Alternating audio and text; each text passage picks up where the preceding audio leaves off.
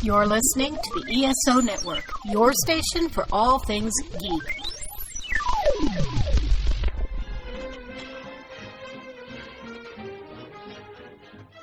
Hello, world, and welcome to Tales from Hollywoodland, a veritable feast of movies, television, Broadway, showbiz stories, and even a little bit of news and gossip with Julian Schlossberg, Arthur E. Friedman, and Stephen J. Rubin. Today, we're talking with a star of stage, screen, and television, actor Mike Burstyn. And now, here's Steve. Mike, welcome to our show. It's a pleasure to have you. Thank you.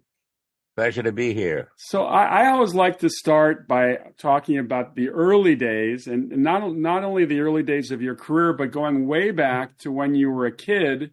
Did you have family in show business? Are you part of a show business family? Oh, boy. Ask Julian. He'll tell you.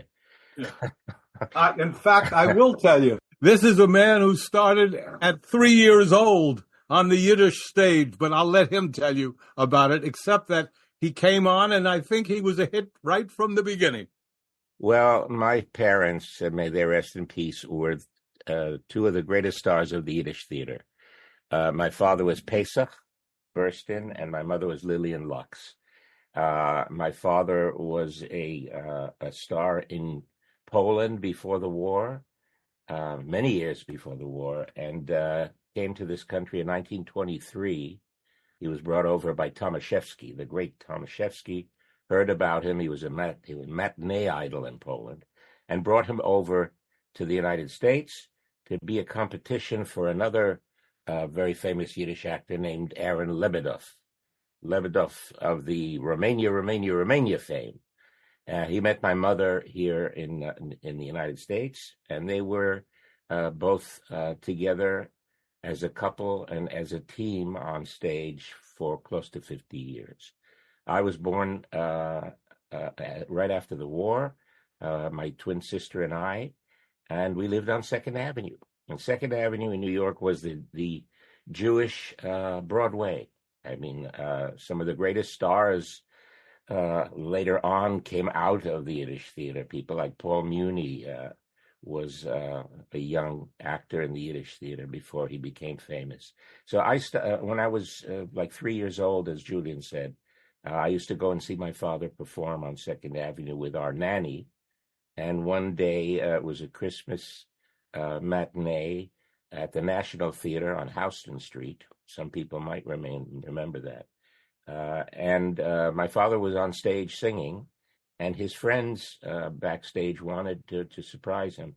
So they asked me, "You want to go to Daddy?" And I said, "Sure." So they put a beard on me and a top hat, and I walked out on stage, and he was singing, and the audience started laughing. And he didn't know what was going on. He thought maybe he left his fly open. But the conductor in the pit, stopped the music, and he looked at me and he called me over and he said, "Who are you?" And I said, "I'm Santa Claus." And he said, "Santa Claus, what are you doing here?" He said, I said, "I want to sing." I remember it vaguely, but people told me about this. And he said, "What do you want to sing?" So I mentioned one of my father's famous songs. My father recorded for Columbia from 1927 on. They recorded Yiddish recordings, Italian recordings, Columbia Records, the old 78s. And I started singing one of my father's songs and took a Shakespearean bow, and I ran off. And so that was my first my first appearance as a professional actor. And then from the age of 7, basically, we started traveling with my parents all over the world, wherever there were still survivors who spoke Yiddish and wanted the Yiddish language. We traveled through South America, through Europe, finally came to Israel in 1954, and on and on and on. And I've been doing this since I was 7 years old for the last 30 years. Mike, where are you now? We're in Los Angeles. In LA.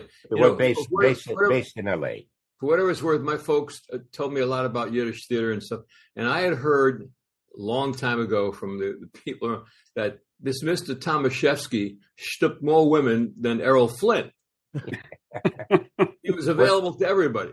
There's a famous story about Tomaszewski that he, women, loved him and he loved women. And one day he was coming out of a performance late at night. It was snowing, and there was a young woman standing there shivering. And she said, "Mr. Tomaszewski, I'm such a big fan of yours." He said, "My dear, why are you so cold?" She said, "Well, I don't have money, and my kids are, back home." And I thought maybe, he said, "Come, my dear." He took her into his carriage, and he went home with her to her home. And he spent the night with her. And after the next morning, he was leaving, and he said, "Well, thank you, my dear. It was lovely. Schönen Dank and sei gesund. Be well." She said, "Mr. Tomaszewski, aren't you going to give me anything? My children are starving." "Your children are starving?" "They don't have bread." He said, "You want bread? Fuck a baker." Cruel. No, and he then gave her a pass. They used to give a pass for the next show. He said, "Here, my dear, here's a pass to see my next show." They were very famous for those things, and I'm sure you know that Michael Tilson Thomas is Tomaszewski's grandson. Yes, I do know that. Yeah, I've heard. Yes, I remember that. What I'm interested in, Mike, is asking, did you ever have to or feel you had to take acting or singing lessons at all in your career? No, because the best schooling I could have had was the Yiddish Theater.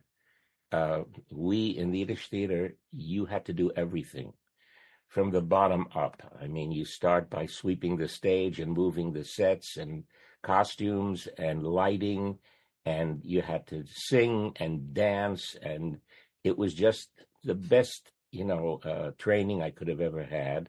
I did learn from some great performers. For example, I worked with Maury Schwartz, the great Maury Schwartz. When I was 13 years old, he was producing a Yiddish version of "Come Blow Your Horn" on Second Avenue, and he needed a little boy. And so my father took me to him, and it was like meeting God. Maury Schwartz was the Laurence Olivier of the Yiddish Theater. He established the Yiddish Art Theater. Actually, the building is still there on Second Avenue, and I think it's 12th Street or 13th Street. It's now a cinema. But if you visit and you look up on the ceiling, there's still a Star of David, because that was built for him, for Maury Schwartz. And so Schwartz had a very deep voice. And if you ever want to see brilliance in acting, he, in the 1930s, produced, directed, and starred in Tevye, the original story of Fiddler on the Roof. Tevye the Milchiker, Tevye the Milkman, and his performance is just amazing. And he taught me what it means to project on stage. We didn't have microphones in those days, certainly not body mics and head mics that everybody sees. And he taught me how to work from my diaphragm. It all comes from your diaphragm. You keep it from here. That's where the power comes from. That was the greatest lesson I could have learned. So basically, no, I did at one time back in the early 60s, we were in Los Angeles in 1964 to do Yiddish theater. We came from Israel to do Yiddish theater in LA. And at that time, Stella Adler was giving her classes, summer classes in Los Angeles. And my sister and I said, maybe we should take some classes with Stella Adler. My father had known Stella when she was young. She was in the Yiddish theater as well with her father, Jacob P. Adler, and her brothers. And so he called Stella and said, could you take my kids into your summer class? And she said, sure. And so I went and spent one day watching Stella, I would say, perform one of her classes. And I watched this and I said, it's not for me, it's something that comes naturally to me. So I only spent one day with that, and the rest is just experience. Mike, how great was Mickey Katz?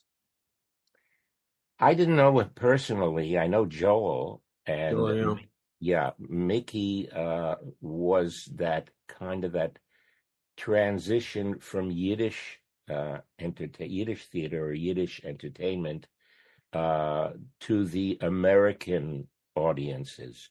So there was a lot of Yinglish, we used to say, a combination of Yiddish and English, and that kind of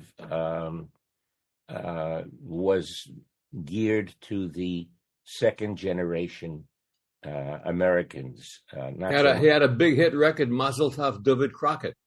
Yeah, David Crockett. He had a hit. Yeah. Mike, just along those lines, living in L.A. in Brentwood, I got to know late in his life, going into the Whole Foods of all places in Brentwood. I got to meet and know Fivish Finkel. Yeah, as sweet a man as I've ever met in my life. What a nice person. I could send you some photos. I have photos of Fivish was at my bris. Oh, the story, we don't have enough time to tell you all these stories, but in 1945, my father was doing a musical in Brooklyn, and he needed a young actor. And Fivish was 18 years old, and he wanted to hire Fivish, but the Hebrew Actors Union at the time, the first performing arts union in the United States, was the Hebrew Actors Union. The building is still on 7th Street between 2nd Avenue and 3rd. We are trying to save the building, and for years now, I'm trying to create a museum of the Yiddish Theater.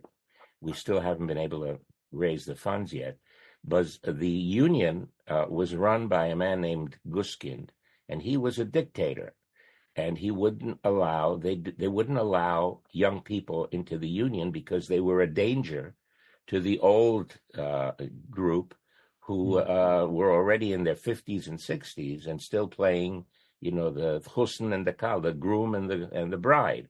So they were very jealous of young people, and you had to audition to become a member of the union, and you auditioned in front of the union members. And so they never accepted young people. They would reject young people. And my father, wanted to fight for Fivish. So he said, look, if you can give me somebody that can play an 18-year-old, fine. If not, I'm hiring him, and I don't care what you say. And he did. And Fivish never forgot that. Mm-hmm. So God bless him. He was very dear to us, and he was at my bris. Yeah. Ouch. When did you decide? Fivish got very lucky in his later years because he was traveling for years with Fiddler. He would play all kinds of characters in Fiddler. And finally, in his, I think he was in his 70s or 80s already, he was cast in, I think the show was called Picket Fences. Right. And I think he won an Emmy for it. And yes. that changed his life. Yeah, he became, absolutely. Yeah. A very specific face. You couldn't miss him. Oh, yeah. No, he was very unique. I'm interested in knowing, Mike, when you decided to leave the Yiddish Theater, or did the Yiddish Theater leave, period? What happened to get you away from it, and how did your family handle it?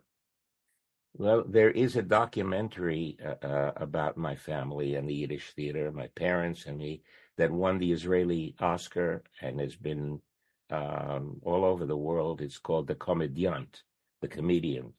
And it tells that story that when we moved to Israel, finally, in the 1960s, I was very fortunate to be cast in the first Israeli musical feature film in CinemaScope and Technicolor, 1965. It was called The Two Kunilemmels, Zwei Kunilemmel. It was based on a musical by Abraham Goldfaden, who was the father of the Yiddish Theater back in the 1800s in Romania. He started the Yiddish Theater, and one of his most famous musicals was A Comedy of Errors, kind of based on Shakespeare's Comedy of Errors, about two guys in a little town in Poland, many years ago. One of them is a Hasidic character, a real schlemiel, who stutters, and he's limps on one leg, and he's blind in one eye, but otherwise he's fine. And the other one, it looks just like him, and he's a student. And this student wants to marry the rich butcher's daughter, but they want somebody more with honor, and so they send Kunilemmel. And the two of them, then the student disguises himself as Kunilemmel. Very famous. Everybody in the Yiddish theater knew what Kunilemmel was. And this was the first Israeli huge success. We then did 2 sequels to Kunilemmel. And since then, whenever you ask an Israeli and mention my name, they'll say, "Oh, we grew up on him, Kunilemmel. I've always been Kunilemmel." It's like a Israeli Forrest Gump.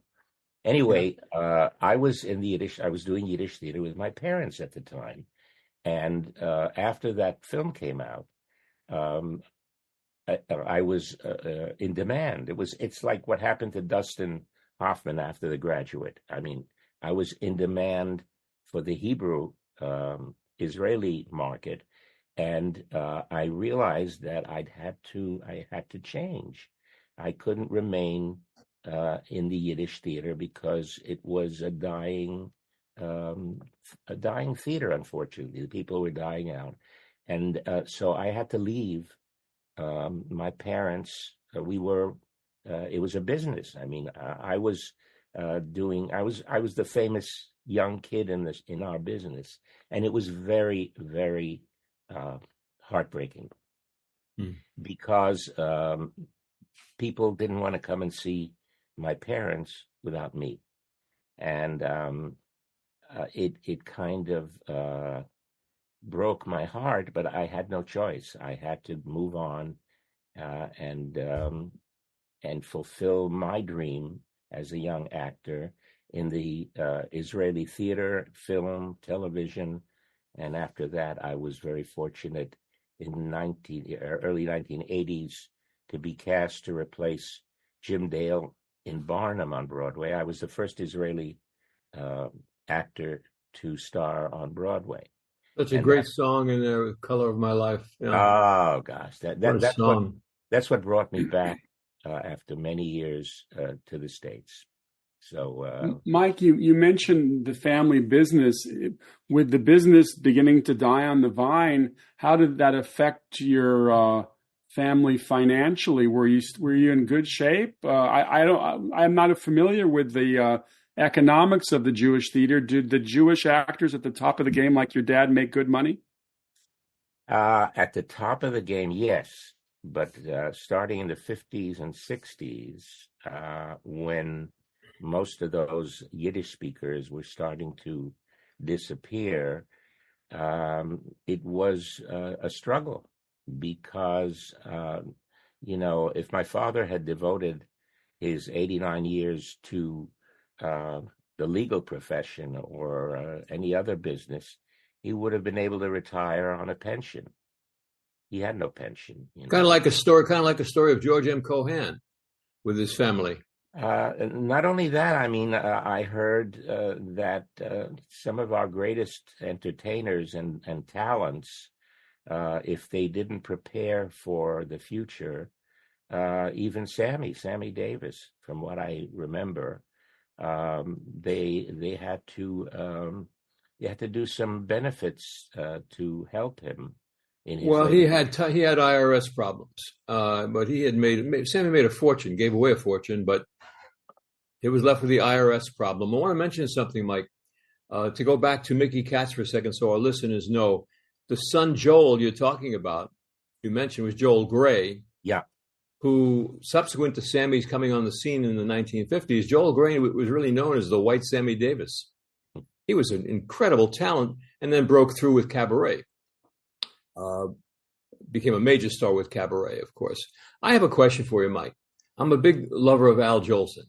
You're born post-war, post-World War II. The Jolson story comes in 1946. So how does a young guy like you get involved with Jolson? It's you were too young for the movie. But No, but I remember around the age of 11, we were in South Africa performing, and a family friend invited us to their home, and he had a collection of Jolson records, and he would play them for us, and I just fell in love. no, Fell in love with that voice. you kind of sound like him, you know. Well, What do you do? in 1998, I was cast in Jolson the musical, and we traveled throughout the United States for 13 months. It was originally done in London. It opened in London, and then a production company here in the States decided to do an American version of it. And I was very lucky to be cast as Al. We traveled around the country, and it was, for me, it was like channeling Yeah. Al. It was, I didn't even. Maybe Mike. Maybe for Julian and myself, we were talking about it recently. Who was the guy whose first name was Norman, who was traveling the country doing Jolson for years? Oh yes, yeah. Norman. Yeah, yeah. That was his thing. It was great, though. Well, here's the question, Mike. This is a contemporary performance of Al Jolson. Did you appear in blackface? I was just going to tell you, that was one of our the first crisis we had, because it was huge. We had a company of like 50 people, and it was a huge production. Had been a big success in London, and we had prepared it the same way that they did it in England, with Al performing in blackface, because that was Al Jolson. Not only Al Jolson, Eddie Cantor. It was a staple in those days of some of the great performers, like Fred Astaire and Judy Garland, also did blackface numbers throughout their careers. And so we were ready to go. And the first premiere that we had, the first city that we were going to, was Cleveland, Ohio, because they had renovated the Allen Theater, $20 million renovation. And the Allen was one of the theaters in the 1920s that Al performed in as well. And our producers got a phone call from the mayor of Cleveland, who was an African-American mayor. And he said, I understand you're coming to Cleveland to reopen our, theater, which is a municipal theater, and an actor will be performing in blackface. And they said, yes, Al Jolson performed in blackface. And he said, well, then you're not coming to Cleveland. We will not allow blackface in our theater. And that was it. And everybody was in crisis mode. What do we do? How do you not perform Al Jolson? And so we were in a bind, and we had to come up with a solution. And I came up with an idea, because the opening of the show, we find Al in his dressing room, and his manager and Schubert, also, who was the producer at the time, I think it was Lee Schubert, and Epi was his manager. And he's putting on his makeup. his blackface, his makeup, and his he had a little wig that he put on to look like a minstrel. And he's putting on the makeup, and they're saying, "Hurry up, because they're waiting for you." His character was Gus the butler, and he's looking at the mirror, and he's saying to himself, "You know what, guys? I don't want to be Gus the butler anymore. I want to be Al. I want them to accept me as Al Jolson, not as Gus the butler." He wipes the makeup, the blackface off, takes the wig off, and he says, "I'm going out as Al Jolson." And they said, "You can't. They won't accept you as Al Jolson. They want Gus the butler." He said, "Well, I don't want to be Gus the butler anymore. I want to be Al Jolson." He goes out, comes on stage, and he says, "Folks, you ain't heard nothing yet." Mm-hmm. And that's how we solved that problem. Great. But it was a cop-out. It was a cop-out because it was, it was a different era. But in our days, and when we did it, you can't debate this subject. It's not debatable. It's something that, I remember there was a case where Whoopi Goldberg was dating, who was it? One of the actors, famous. Ted Danson. Ted Danson. Thank you. No. Was it Ted Danson? Yeah. And he also was also Frank Langella. I think it was Langella. All right. And they were going to a party or something, costume party, and he went as blackface, and there was a huge scandal afterwards. But there's also a very famous story about Al.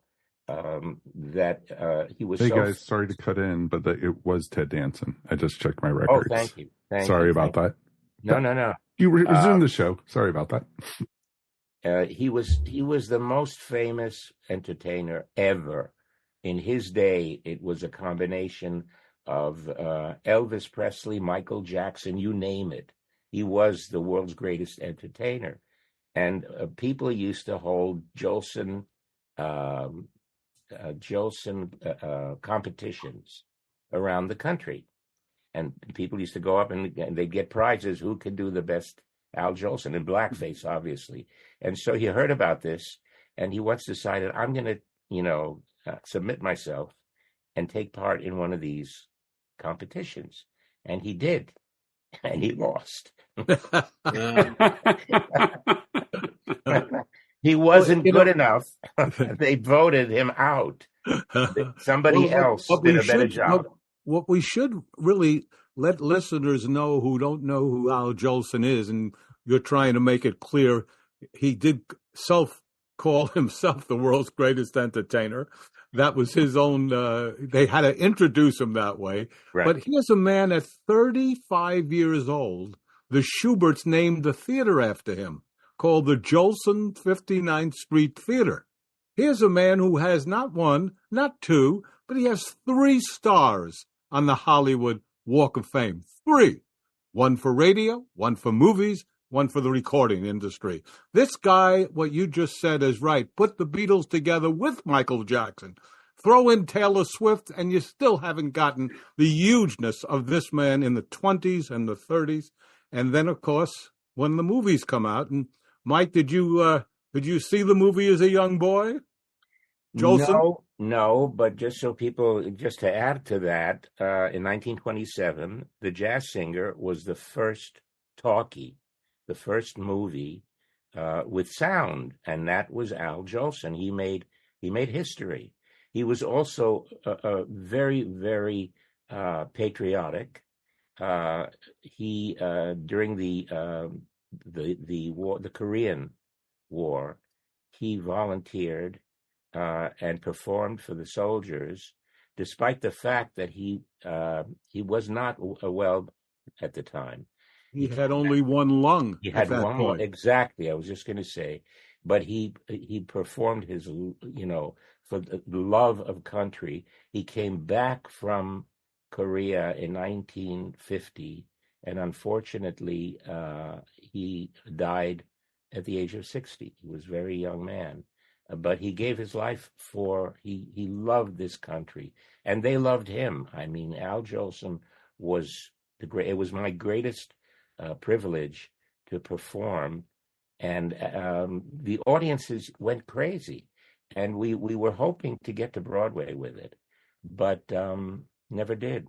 Was a shame. Mike, you mentioned Cleveland. Did you go to other cities with the show and were able to perform in blackface? No, we never did blackface. We traveled for 13 months all over the country. The audiences went wild for it. Our last performance, our last city was in Pasadena in 1999. We finished the tour, and some of the wonderful stars here came to see the show. Mel Brooks and Anne Bancroft came backstage. Carl Reiner. Mel is the greatest Jolson fan. Mel, to this day, whenever I meet him, he says, "You were the best Jolson," and so folks, Julian, the music, the songs that were written for him and that he himself also wrote. The most moving for me was at the end of the musical, he does a concert at Radio City Music Hall. He does a concert with the orchestra behind him, and he does all his songs, Swanee and Mammy. And the last one that I sang was Sonny Boy. And every time I sang that song, I mean, people in the audience were crying. It was, it was one of the greatest. When Eddie Fisher performed in tribute to Jolson, he would do a medley, of course, of these great songs.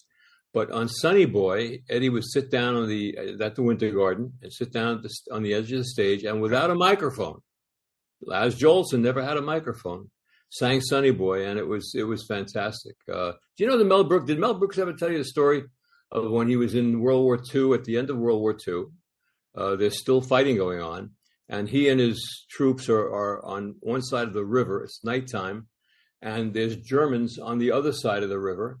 And it's quiet. Everybody's going to sleep. And one of the Germans starts singing a German song.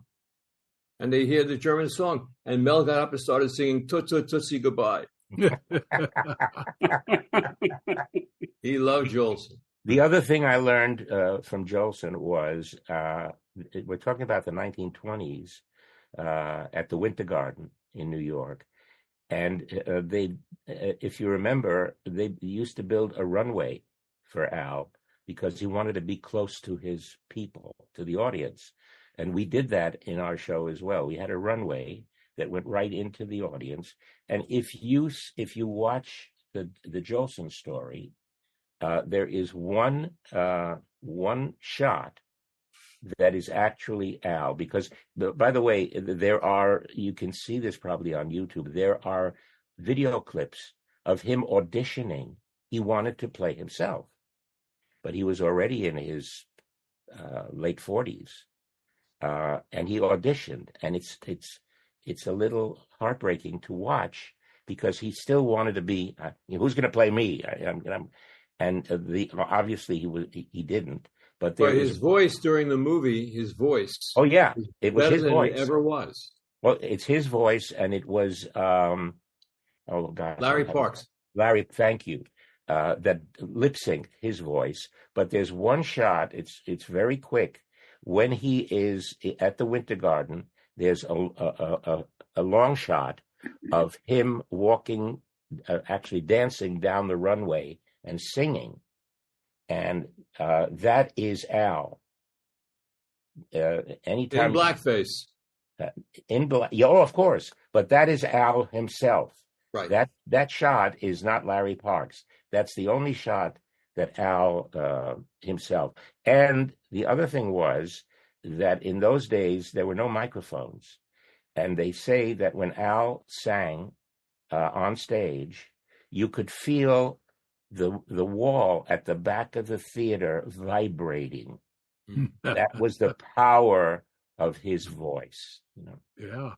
Well, we should say that not only was he the first to go to Korea, he was the first entertainer to go to World War II. Yeah. He was the first in both those areas to do it. In in Korea, he did 42 shows in 16 days. Yeah. And that's what did him in. 10 days later, he died in San Francisco. Yeah. But, Mike, tell me a little bit about how the hell did you learn? I'm told you speak 8 languages. Is that true? Who told you that? I don't know, but I won't tell you who. Is it By the true? way, Julian, Is it true? Julian, you did come and see me in Jolson. I sure did. Was it in Philadelphia? No, Connecticut. I think it was in Connecticut. New Haven. Yes, it Yeah, was in New Haven. New Haven. Exactly Yeah. right. Yeah. You did come and see the show. But you were speaking English then. I want to know about these other 7 languages. Well, I'm sure Yiddish is another. That's for sure. As I said, starting with my parents at the age of 7. Until the age of 7, they traveled the world and left my sister and myself with my grandparents in New York. At the age of 7, they didn't want to separate the family, and so they took us along with them. And that's how I started picking up languages. The first place we came with my parents was to Argentina. And we performed in Argentina and around South America, and I went to school there and picked up Spanish and Yiddish. In those days, the Jewish schools around the world taught Yiddish and the native language. Today, it's all Hebrew. And from there, we traveled to France and performed for a year in Paris. And I went to school in Paris. And obviously, as a kid, you pick up languages. Then we moved to Israel. So it was Hebrew. And there were other survivors in Israel at the time that worked with my parents. And some of them spoke German. So I picked up German. And then I had a television show in Holland. Crazy, believe it or not. For 3 years, I had a TV show. So I picked up Dutch. And from there, we went to Brazil for a while. I picked up Portuguese. So how many is that? I don't know. That's enough. You've done 8. it. Yeah. You've proven it. I'm curious about your television show in Holland. Was it a variety show? It was a variety show. It was called the Mike Burstyn Show. It was kind of like Ed Sullivan and Andy Williams combined. I was the host, and I had guest stars, both from Dutch guest stars. We brought over stars from the United States. I had Chita Rivera, may she rest in peace, was my first guest star from the States. Ben Vereen, who else? Petula Clark. How the hell did that happen? How did you end up getting a show in Holland? Okay, that was crazy. I was performing in Israel at a tourist nightclub back in the 70s for tourists. And after one of the shows, a young woman from a Dutch journalist, correspondent, came back and said, this was 1978, that her channel was looking to produce a special in honor of Israel's 30th independence. And she saw my show and she said, I think this would work for us. Would you be interested? I said, sure. Make a long story short, as a result of, I did fly to Holland. I did a special in English. I did my Israeli tourist show in English. And as a result of that, I was offered a variety show. And I said, wait a minute, why me? Don't you have entertainers in Holland? And they said, we did. Before the war, we had many entertainers, what we could call. Today, we don't. We don't have anybody all around entertainers. And we think that, I said, fine. I said, I don't speak Dutch. So they said, well, we'll subtitle it. I said, no, hey, if you're giving me my own show, the least I can do is learn the language. So I went back to Israel. I contacted the Dutch embassy. They gave me a list of teachers who had immigrated from Holland. I worked with one of these teachers for about 3 months, and I went back and I did it. And so for 3 years, I had a variety show a monthly variety show that was among the top 10 in Benelux, Holland, Luxembourg, and Belgium. And as a result of that show, Cheetah, who was one of my guests, recommended me when she went back to Cy Coleman.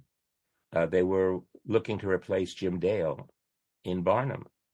Jim had won the Tony Award, and after a year, he was exhausted, and they were looking for a replacement. There were like 100 major American stars that wanted that role, and Cheetah recommended me. I make a long story short. I flew in to audition from Israel, auditioned, and Cy went to bat for me, and I got the part. That was on great. Broadway. On Broadway, yeah. What was your audition day like? I came in, I had learned all the songs, and as you said, I auditioned with 2 songs. One of them was There's a Sucker Born Every Minute, and the other one was The Colors of My Life. And Mike, could you please do about 4 bars of The Colors of My Life? It's such a great song. Oh, my God. The colors of my life are bountiful and bold. Oh, God, I have to remember. The purple glow of indigo, the gleam of green and gold, the splendor of a sunrise, the dazzle of a flame, the glory of a rainbow. I'd put 'em all to shame. Come on, that's great. Very that's nice, great. very nice. Cy Coleman. Now you got to do 4 bars of a Jolson song, please. Oh gosh, let's see. Give us Swanee, Gershwin's first hit because of Al Jolson. I've been away from you a long time. I never thought I'd miss you so. Somehow I feel your love is real near you. I want to be. The birds are singing, it is song time. The bands are strumming soft and low. I know that you yearn for me too. Swanee, you're calling me. Swanee, how I love ya, my dear old Swanee. I'd give a world to be among the folks in DIX. I even know my mammy's waiting for me, praying for me down by the Swanee. The folks up north will see me no more when I get to that Swanee big fine finale. Great. Hey, Mike. Folks, you ain't heard nothing yet. Oh, God. Mike, I have to tell you guys a story. Maybe you don't know, maybe you do know. Milton Berle told a story about Jolson in 1940 when he's kind of down. He didn't explode again until the movie came out in 1945. And Milton tells a story that whenever they did benefits, Jolson would close. You couldn't go on after Jolson. He was too great, and he loved it. He just loved to entertain. So here's they're at New York's Town Hall. They're doing a benefit in 1940, and the manager, the manager comes up to him and says, Al, Jolson was sitting there with a scratch sheet for the horse track. He loved the horses. And he says, Al, this kid Sinatra is so hot right now. Everybody wants him to close. Would you mind if he closed? So Jolson says, yeah, sure, whatever you want. And he's sitting there doing his scratch sheet and all. So now, and that was Sinatra exploding as a superstar in 1939, 1940. So Jolson goes on before Sinatra and kills the audience. Absolutely. This is Milton telling a story. He kills them. People are going crazy. And Jolson and Sinatra's waiting in the wings, and Jolson comes out and looks at Sinatra and says, go follow that kid. Went back to his scratch sheet. Actually, there is a true story. The Hillcrest Country Club here in L.A. was established in the 1920s by the heads of the studios because Jews were not allowed in the country clubs here in L.A. And so it's been the most, famous country club. And they used to hold evenings with some of the greatest entertainers. And there was a benefit when it was probably in the early 50s. and all the greats were going to perform. Everybody from, Sinatra to Eddie Cantor, Milton Berle, all the greats. And Jolson was left for last because he always wanted to close the show. And they figured, we'll give the old guy the honor. And everybody, as you said, Sinatra, the greatest, they all went out and they killed it. And they figured, it was like already 1:00 in the morning, and they let Al go on, and they figured, what is he going to do? Well, he tore the house down after all these greats, and he was already in his almost 60 years old, and it didn't matter because he put them all to shame. That was Al Jolson. I was very lucky in my career up till now to embody some great real life people. I did Mike Todd. The last musical I did on Broadway was 8 Broadway Grand. It was a story of Mike Todd. I played, P.T. Barnum, of course, the Rothschilds. I played Maya Rothschild in the musical. And my most infamous was my first dramatic role on Broadway was in 1970. It was a play called Inquest, and it was the story of the Rosenberg trial, directed by Alan Schneider, a great director. And I was cast at the time to play Roy Cohn. I was 24, and Roy was 24 at that time. At the time of the trial, he was the deputy prosecutor on the Rosenberg trial. And basically, he was the one who interrogated Ethel's brother, who was the witness against them. And as a result, they were tried, convicted, and executed. And I had to portray Roy at a time in 1970 when he was infamous. Everybody knew Roy Cohn. After the trial, McCarthy took him on as his assistant. And so I, as a young actor, I figured I'm gonna try and learn everything I can about Roy Cohn. So I called his office and I said, I'd like to meet Mr. Cohn because I'm going to portray him on Broadway. And they set up a meeting for me. And I came to rehearsal the next day. And it was at the Music Box Theater in New York, and the cast was unbelievable. Annie Jackson played Ethel Rosenberg. George Grizzard was Julius. James Whitmore was Manny Block, their attorney.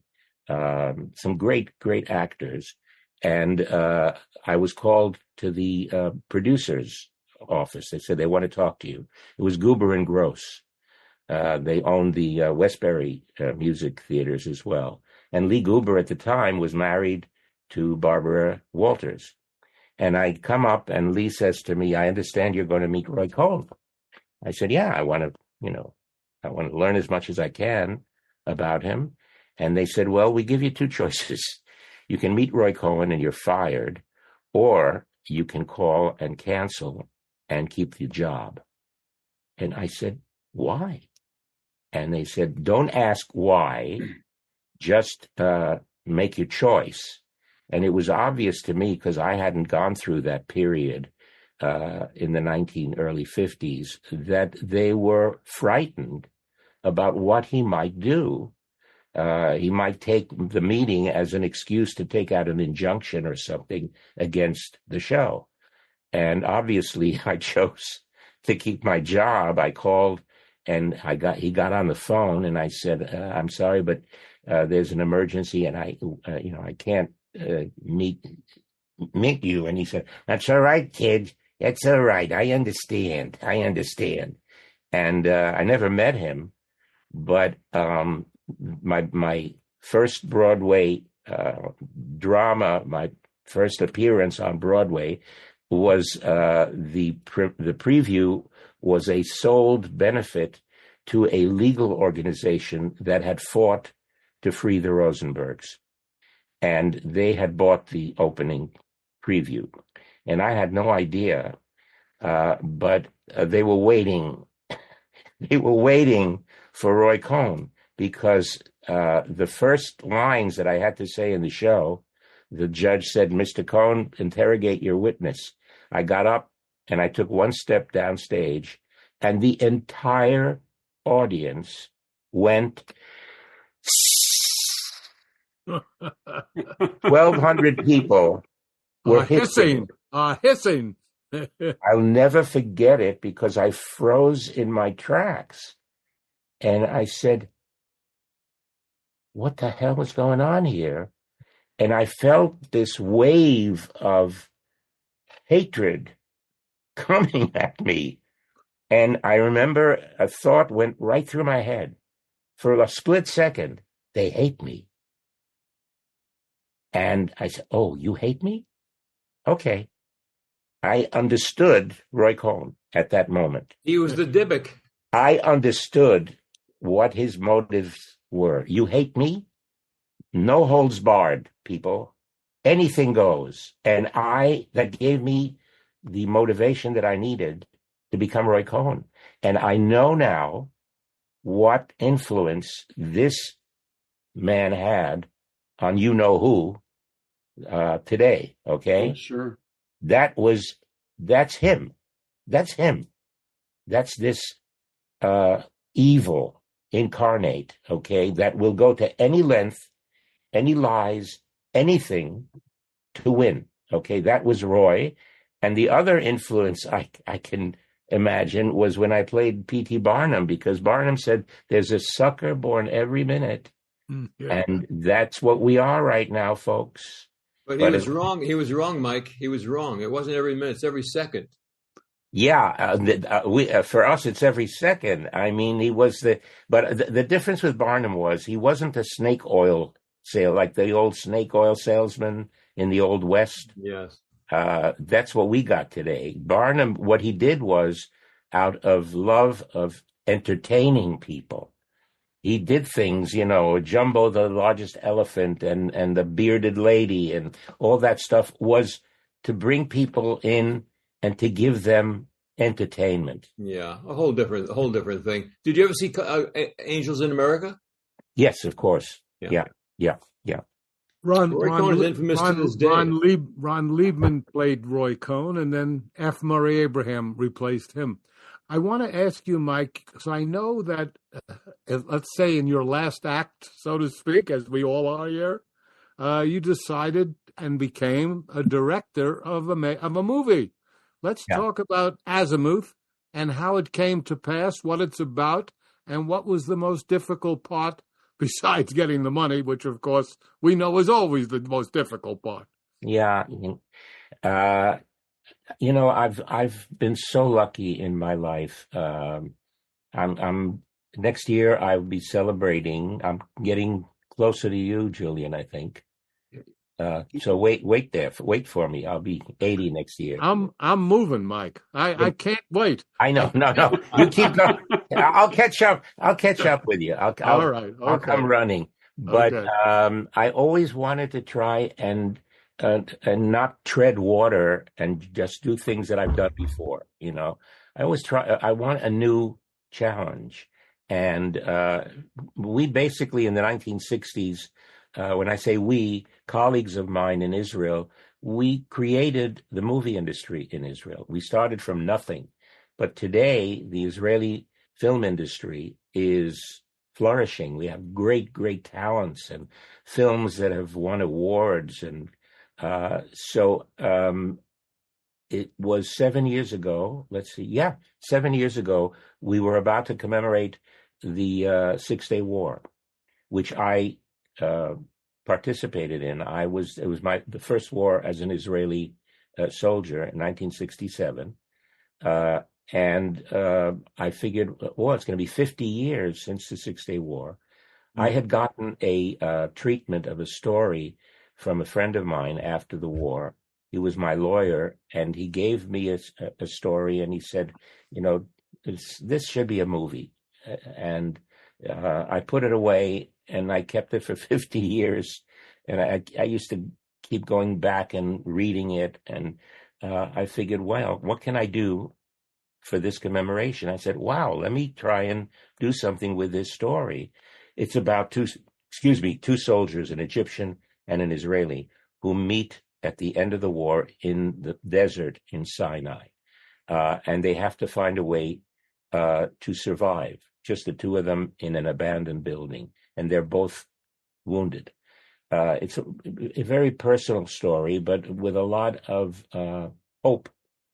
And so I tried to get a screenwriter here in LA, but the minimum for a draft treatment at the Writers Guild of America, it was like $50,000.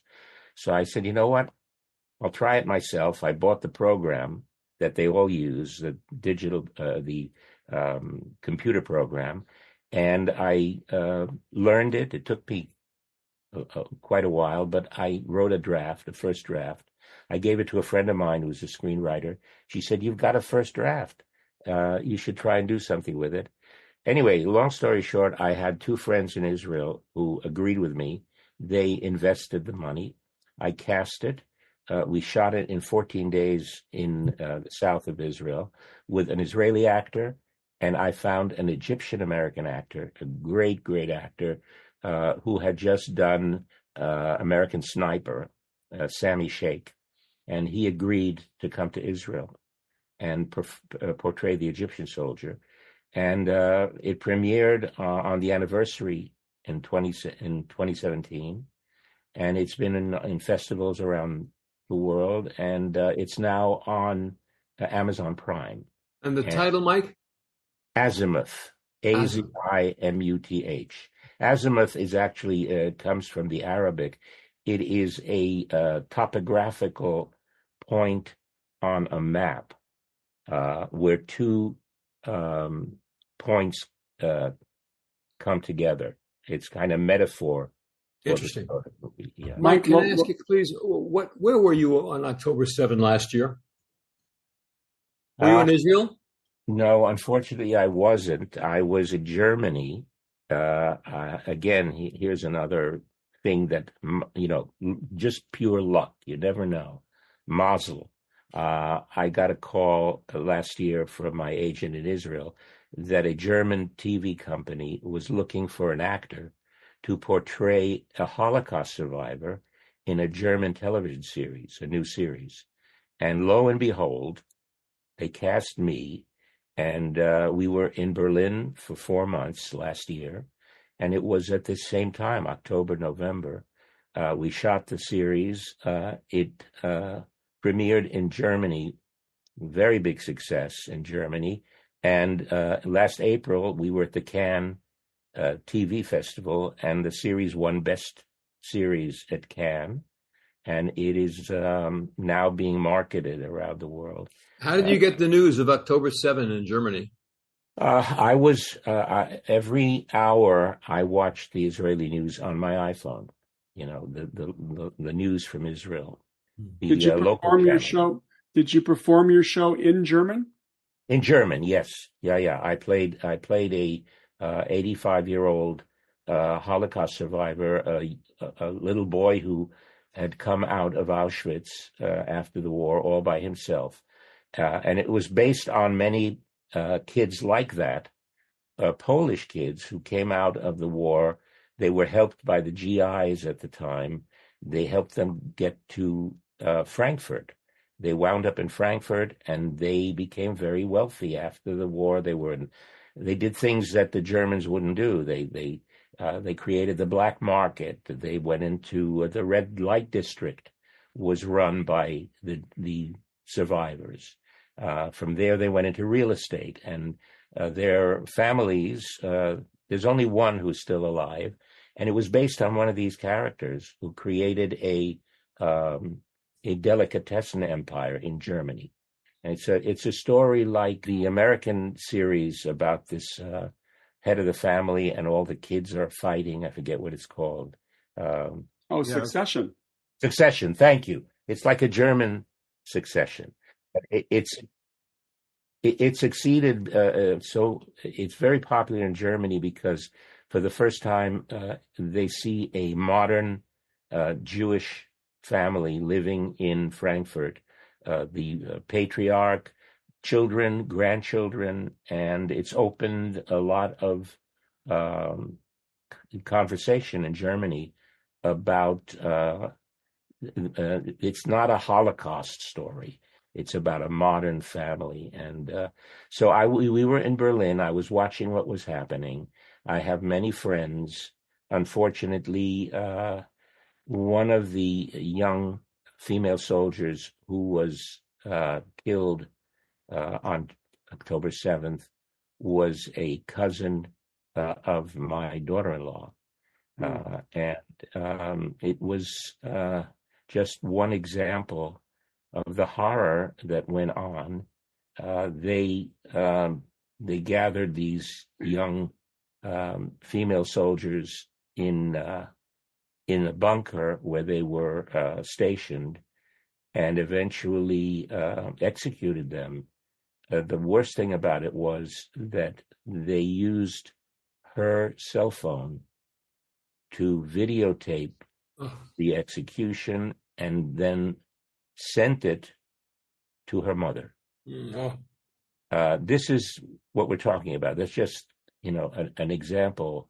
There's no one in Israel today that doesn't have a similar story. And I was going to say, I didn't want to say it at the beginning, but we just commemorated October 7th.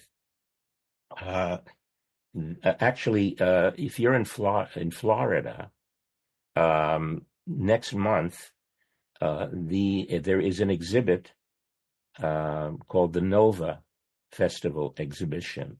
It's in LA now, and it's coming to Florida.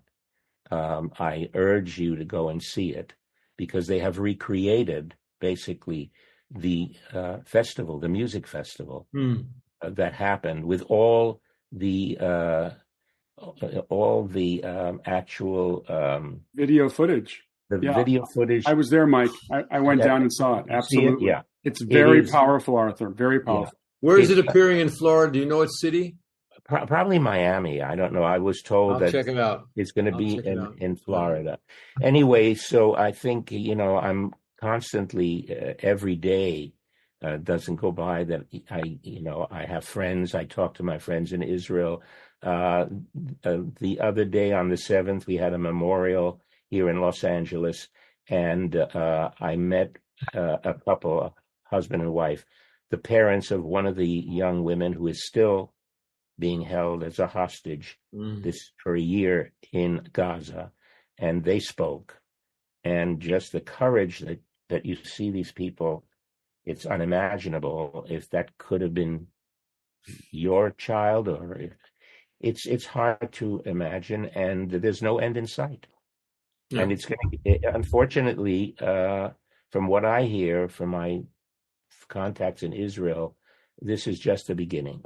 It's we're waiting. It looks that way. Yeah. Mike, I want to just say something here. Apart from that, your words, I hear you loud and clear, of course.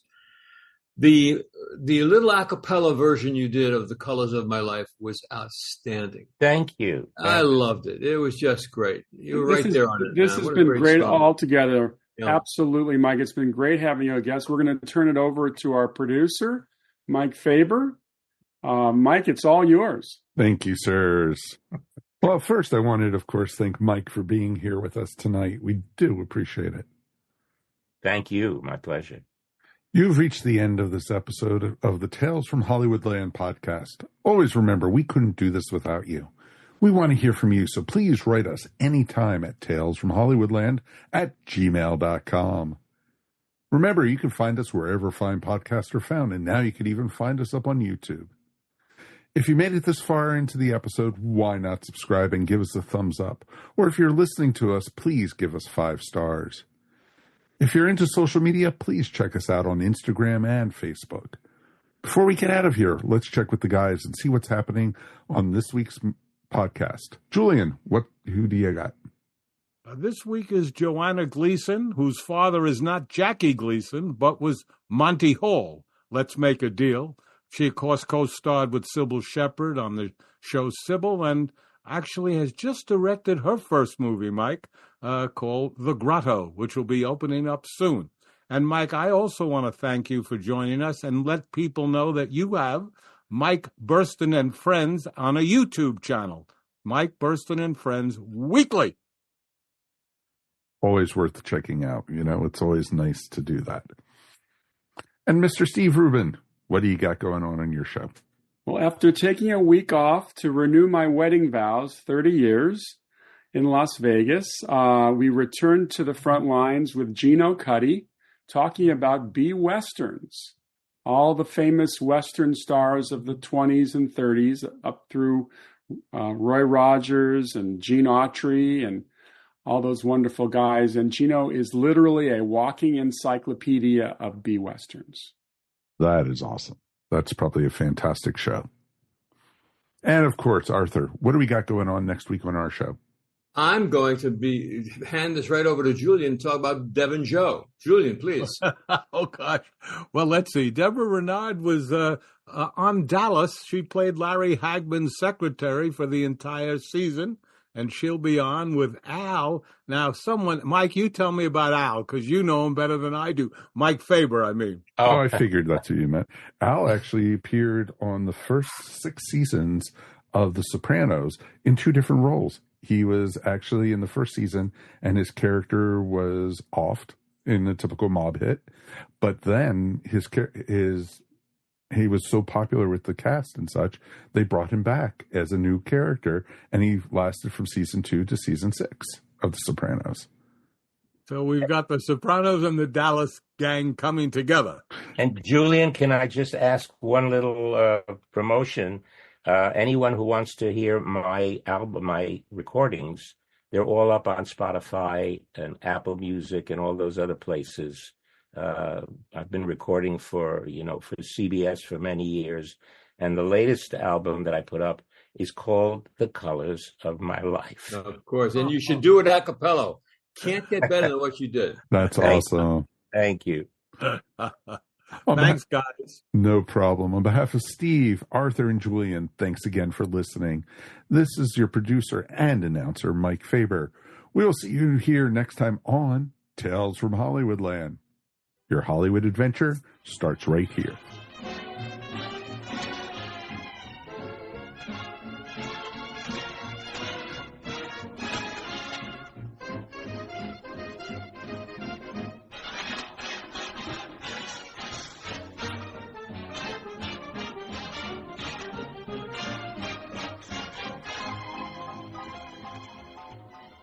In the Cosmic Pizza Podcast, your pizza delivery guys, Paul, Dan, Sean, Casey, serve you a slice of life. We talk to women in comedy, voice actors, directors, producers, and authors. We also talk about conspiracy theories, our top 3 films of the decade, famous people we confuse with each other, and our favourite stand-up comedians. We've recast Star Trek and Babylon 5 and created alternate superheroes. But most of all, we have had so much fun doing it every 2 weeks. 2 weeks! Cosmic Pizza Podcast is not about the cosmos or pizza. This has been a broadcast of the ESO Network. Be part of the crew and help support our shows by donating to our ESO Patreon or by shopping for the TeePublic store, which can all be found at www.esonetwork.com. The ESO Network, your station for all things geek.